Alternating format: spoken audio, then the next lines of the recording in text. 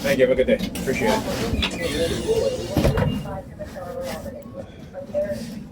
it. Anyhow. Oh yeah. So on the previous video, you'll see a dude who was standing in the middle of the street, and as the bus approached that I was on, he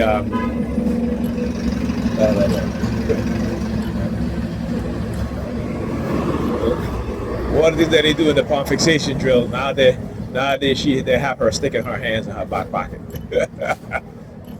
Right? It's like I tell you, man, this is what they'll do. Anyhow, and then you see the ambulance over there, all the way up there. Coordinated attacks, coordinated coercive threats. Right? So, this morning when I woke up, I had to make some tea. I just drink tea if I'm not drinking coffee. And when I put my hands in the bag with the tea in it, the New York Predator Department started using their sirens. And I was like, oh, okay. First time they've done that. So I wonder, like I said, they always, and again, and I knew that they were hijacking my consciousness, so I didn't look. All right, so as soon as usually I'm looking on the tea bag, while I'm looking for, I'm trying to get a tea out of the bag, and I didn't even look because I knew what they were up to. And so, like I said, they don't stop. They just move from one form of targeting. They become aggressive, right? So it goes from subtle to moderate to very aggressive, right? Stalkers standing there, and as I approach, I'm going to turn around. He's going to leave too, so I ain't worried about it. They adjust their targeting, so usually you guys, I show the videos where you see them standing there as soon as they're approaching, start leaving, walking off, right? So they have these stalkers there, and that's what they'll do. As soon as they see me, they start moving, and they know I'm going to turn around and show you guys too. So what they'll do is that they'll stop, right? They'll start walking and they'll stop because I'm going to turn around. You know what I'm saying?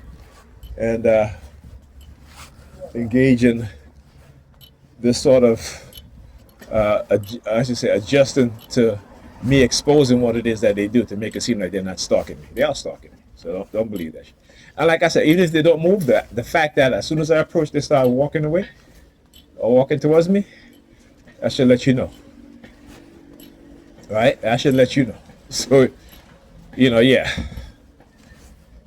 I tell you, these people are sadistic. And like I said, it's a sad thing. I say for young people, you're religious, grew up in a religious family, they're not doing you any good. They don't want you to know the truth and to understand the truth. They're blinded and programmed with religion. And it is a program that have taken over their mind. Any kind of sensibility, any kind of critical thought is non-existent in their mind. Right? They just want to believe while ignoring your reality. Ignoring the reality of what's going on. They won't even put their children in self-defense classes, right? Which would be the best thing that you can do as a parent. And I wish. Like I said, you can't really blame your parents sometimes. But come on now, look at the shit that's going on. Right? Look at what's going on. I just remember, I watched a video of a white cop shoot a black woman 6 times during the traffic stop. And she could repeatedly ask to speak for a supervisor multiple times. And instead of calling for a supervisor, this cop took it upon himself to call for backup, open up her door, tase her, right? So she drove off, fearing for her life. And he shot her while the car was moving. She posed no danger to him or the other officers, and no danger to anybody else. And he shot her from the back 6 times. And when I say when these nigger females like to think that these police are on their side, no, they're not. They're manipulating you. They're manipulating you just like how they manipulate the men. Right? They're playing us against each other. And because you're all about your feelings, and money is a motivating factor, because they give you all positions in order to gain your loyalty, right? This is what they do. But they don't give a damn about you. You know, when white people, when black people act as if white people care, white people are concerned, when have white people ever been concerned about black people as a group? When? Open up your fucking eyes. Hey man, how you doing?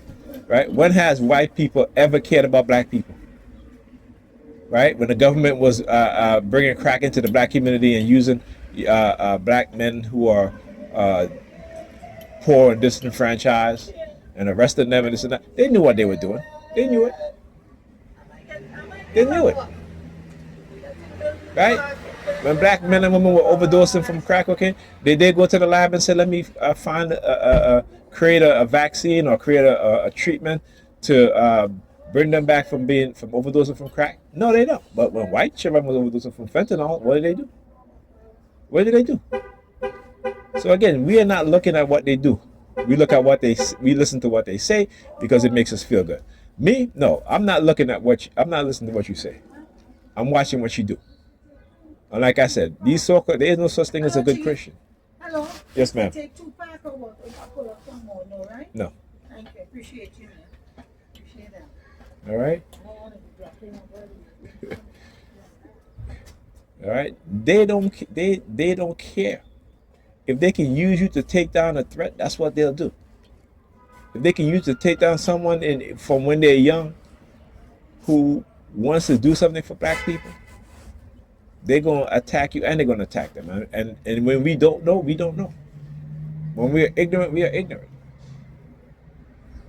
Okay? Because you're brought up thinking, oh, if you this, then you walk like this and that. No. These motherfuckers know, and they sabotage us. They sabotage us. And one of the easiest way to sabotage black men, particularly black men who are religious Christians, right, is to do what? Use women. Right? And listen, they use women is the biggest weapon that they can use against men. Understand that, all right? Talk to you guys in the next video.